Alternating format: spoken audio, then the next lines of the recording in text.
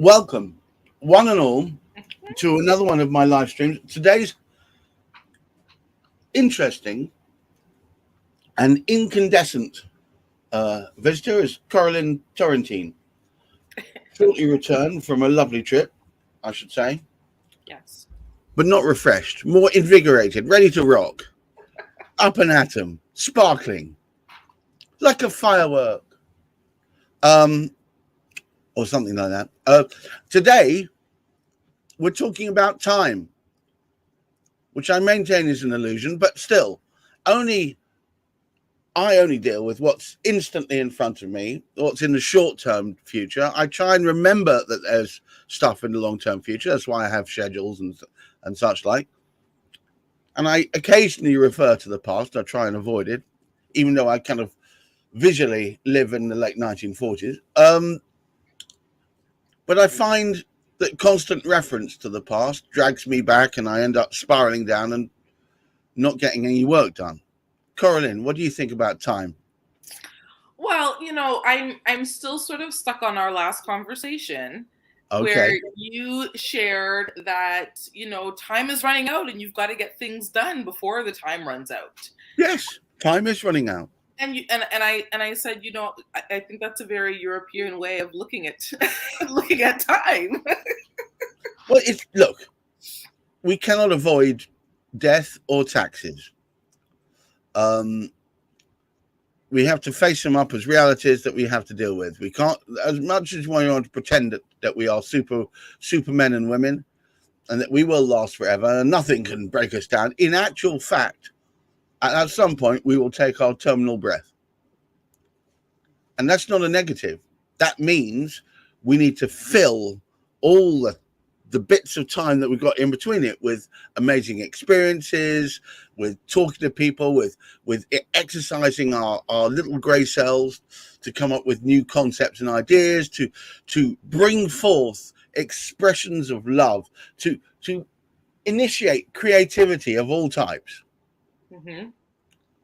Because if we sit around on the sofa watching the latest Love Island or whatever it happens to be, while our brains dribble out of our ears.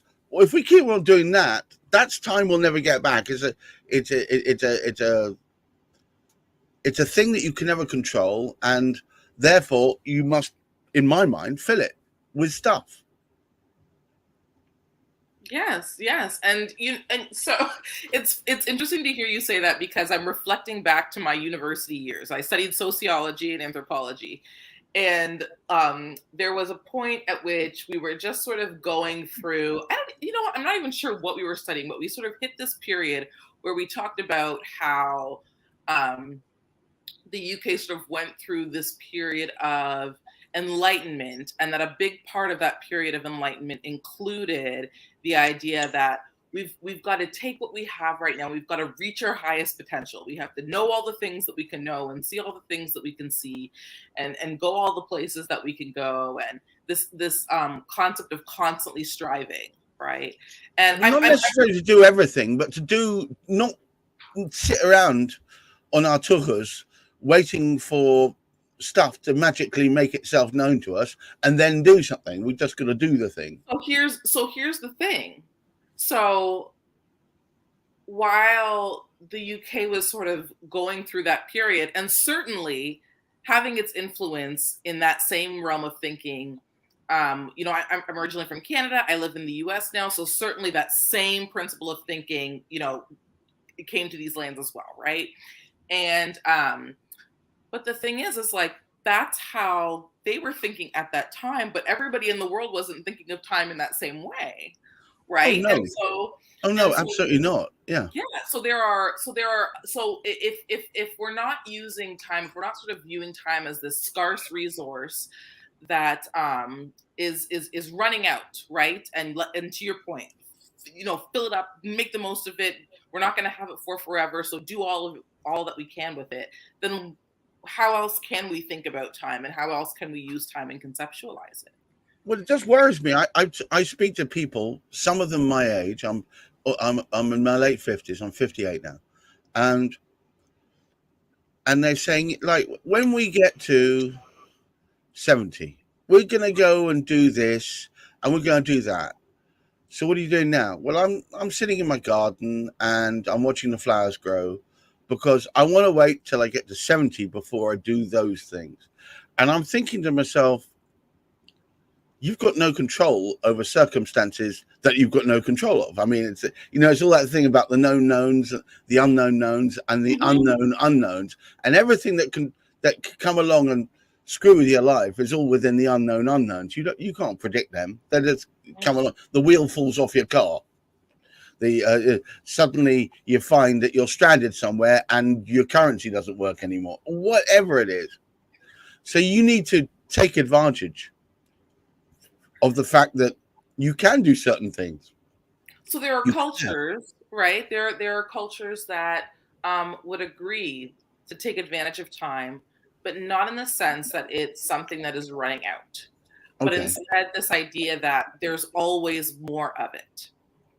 There's always more time, right? So on a very small scale, for example, very small scale, I might say, you know, you and I have to get our conversation wrapped up by 9 o'clock. Like that's one way, 9 o'clock my time. That's one way of thinking. Bloody hell, that's a long conversation. Go on, yeah, 9 o'clock my time, which is relatively soon. And so we have to have as much of the conversation as we can. Or we could pause and be like, you know what comes after 9 o'clock? 9:01 and 9:02 and 9:03. And there's more of this time that we could be using to have our conversation, right? Like it's not something that is running out. It's something that the earth is continuing to spin. It hasn't stopped. We're still doing I see your point. I see your point that the time moves on irrespective of our needs and wants. And so, the earth will carry on turning whether or not I wish it to or not. And so because time is continuing and there's always more of it, how can we then use it to our fullest advantage, but not have it be something that is oppressing us? How can we recognize it as sort of this limitless resource that we have and be able to use it as we want to, both in the moment and for our future planning?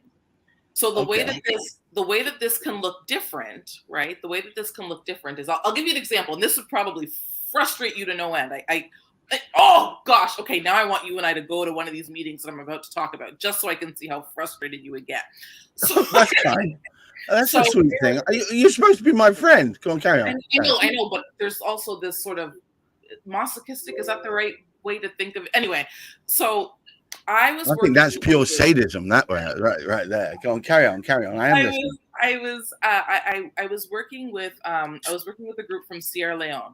Okay, I was working with a group from Sierra Leone, and like a lot of cultures that come from hot climates, they're very relational, really very, very relational, right? And so having lots of conversations, spending a lot of time talking, getting to know one another, going off on tangents, all of these things are a really, really important part of coming together, even when you're doing business. Okay, so I'm in the meeting. My part of this meeting is to share just a little quick blurb on how some technology can help them accomplish some goals that they have back in their home country. Okay. That's what I'm there for. My part is maybe 10-15 minutes long. I'm just there to share information, and then it's up to them to decide what they want to do with it. Sure. We get in the meeting. Let's say the meeting starts at 6 p.m. Okay.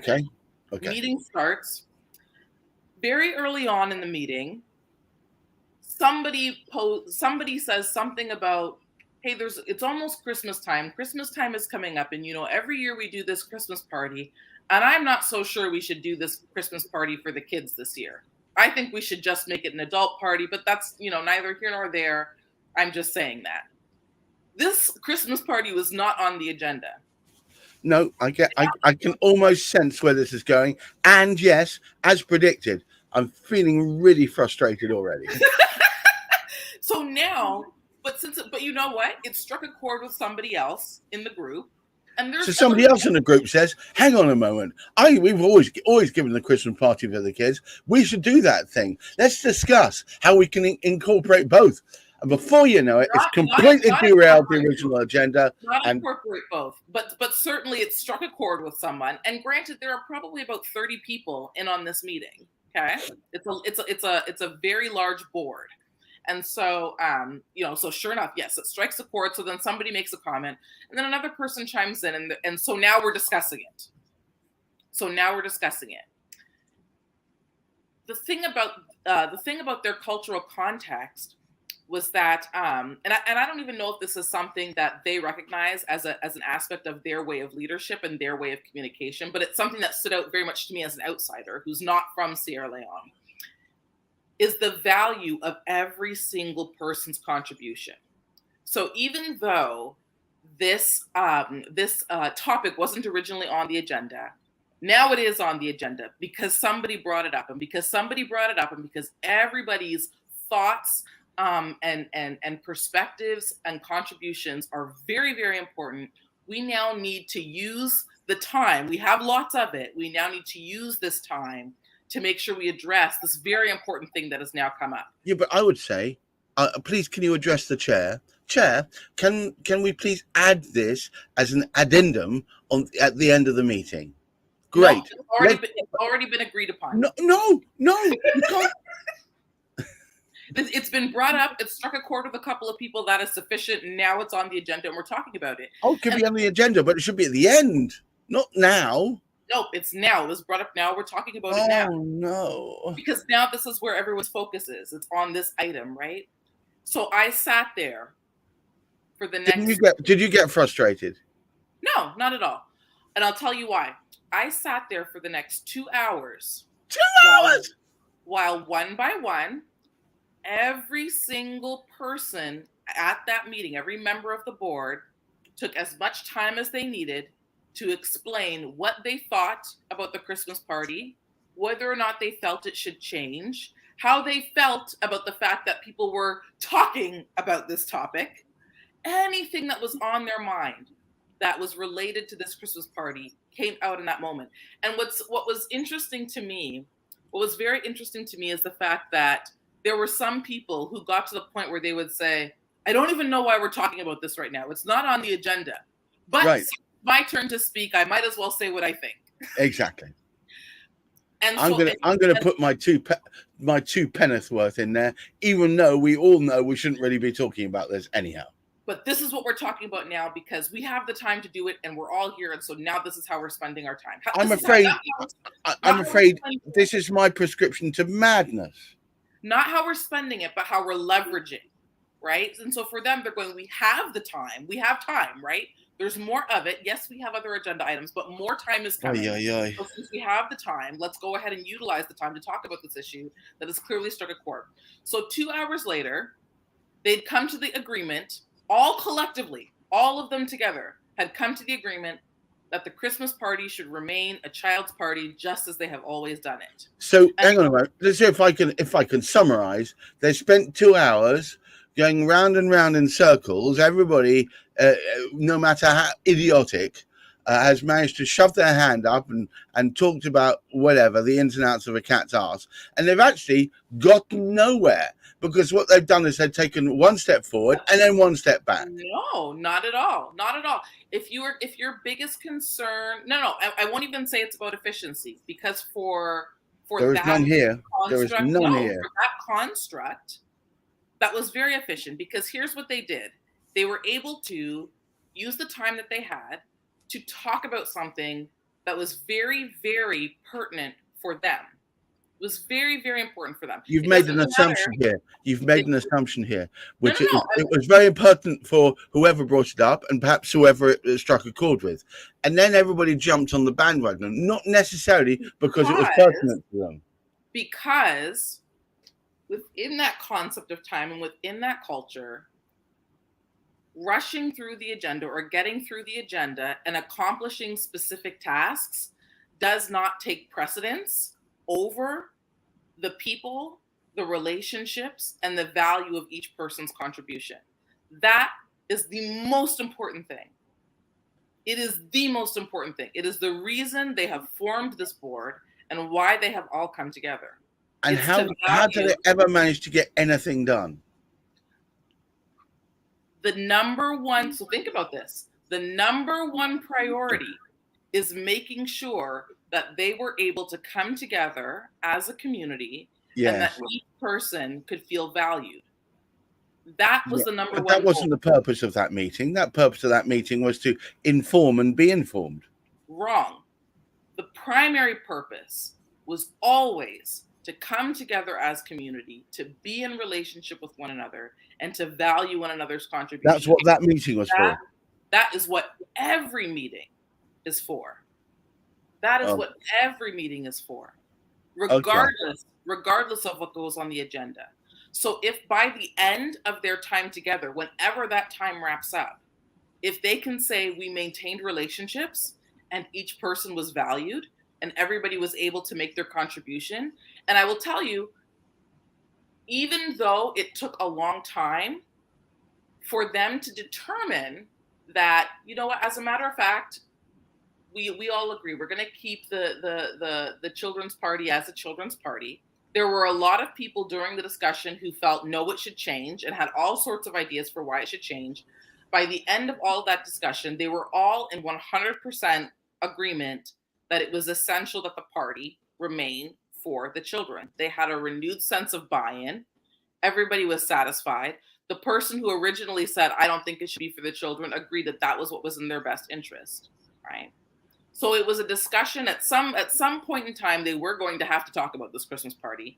So that has been accomplished, even though this was not originally the time that they had planned for it. And at the end of the meeting, if you were to ask them, did you accomplish the goal of valuing one another, building those relationships, right, and being in community with one another? They would all say yes, because that is really what they came there to do. I'm except be frustrated by this whole turn of events. So I'll tell you why I wasn't frustrated in that meeting. I'll tell you why. Yes, because you're much cooler than I am and are able to cope with these kind of things. Well, whereas me, I would be going, but what about agenda point 3? We'll never get there at this rate. We've only got 2.5 hours. You're taking 2 hours talking about the damn Christmas party. I'll tell you why. Because having worked in multiple different contexts and multiple different countries around the world, I know that this way of leveraging time is not uncommon. It's actually quite common. It's in most of the places I've worked, that really is how things go. And so for me, knowing that, I said, here's what I need to do. I need to know that because this is the cultural context that I'm going to be entering. Right. Even though this is not my culture and how I typically do things, it's their culture and how they typically do things. I know this in advance. So you know what? I'm just going to plan that this is what my evening is going to be. Oh my God. Madness. I'm going to plan that this is the last thing that I do for this evening is go to this meeting. I'm not going to have any other things that I need to get done. And that way, if it should come up that we end up taking longer than what the agenda originally called for, it's not a problem because this is what I plan to do with my evening regardless. So for me, I was able to sit there very patiently and listen to the discussion and watch these dynamics of each person being able to contribute and each person's voice being valued, each person being validated and affirmed, even if their opinion wasn't the popular opinion, or even if their suggestion was not the popular suggestion. It was still given the same amount of weight. And so because each person was valued, they were able to come to a conclusion that they all felt good about, that they felt on one accord with, right? And all of their relationships with one another were preserved. They set out to do that, and that's what they were able to accomplish at the end of their time together. I have an observation to make about the hotter the temperature of the environment, physically, the more people are willing to let time elongate. In many cultures, in Rastafarian culture, they have the expression "soon come," which basically means some indeterminate time after they say that, whatever it is you're waiting for arrives. In Cornwall, which is about the warmest part of Britain, it is. they have an expression which is called directly. I'll get onto that directly. And that means anytime from 10 minutes to 10 days time, they'll get it done. There's a wonderful little book that you might like. It's I was going to say Spanish. The Spanish girls have mañana. Yeah. There's this wonderful book. It's called Foreign to Familiar. It's a wonderful little book. I say put it on top of the toilet. When you go to the washroom, open the book. By the time you're done going to the washroom, you'll be done with the book. It's very, very short.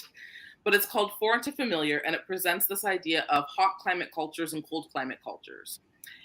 And what the author is Sarah Lanier, and what she shares is that within her line of work, she's noticed this difference between hot climate and cold climate cultures. And right. one of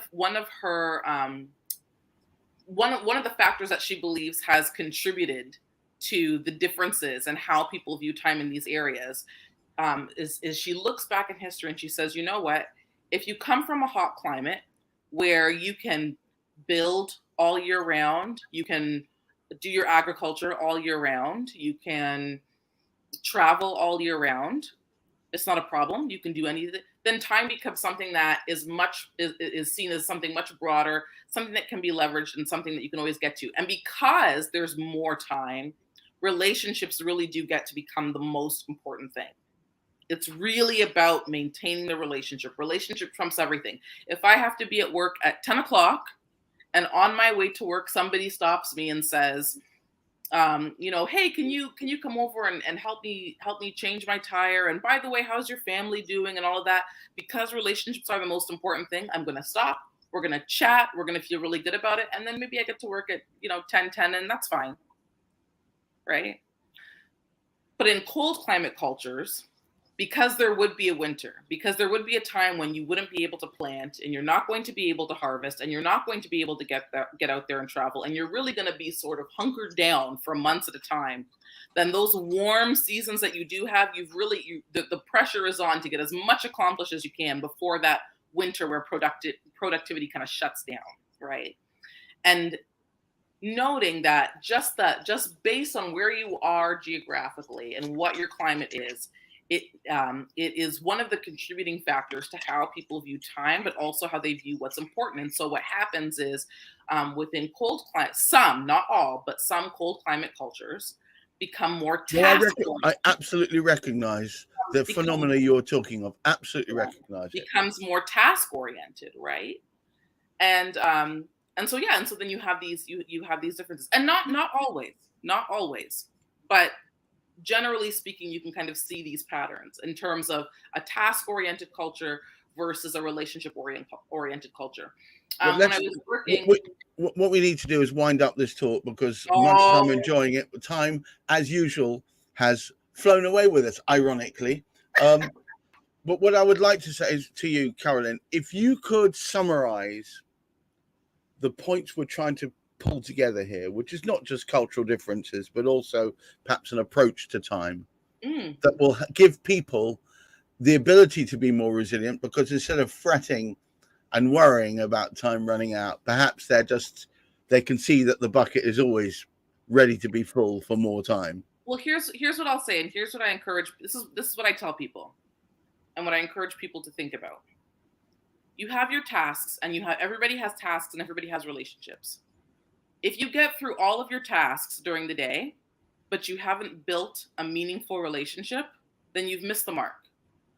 But if you've built meaningful relationships and maybe missed out on a couple of the tasks, then you've really accomplished something.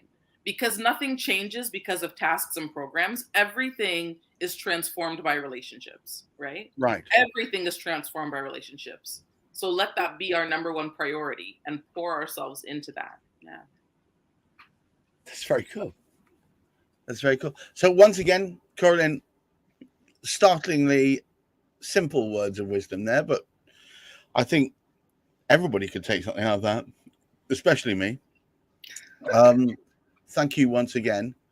What will we be talking about next week? Oh, I don't know. We have all week to decide. We've got plenty of time. Plenty of time. Until next week, thank you all for listening and watching.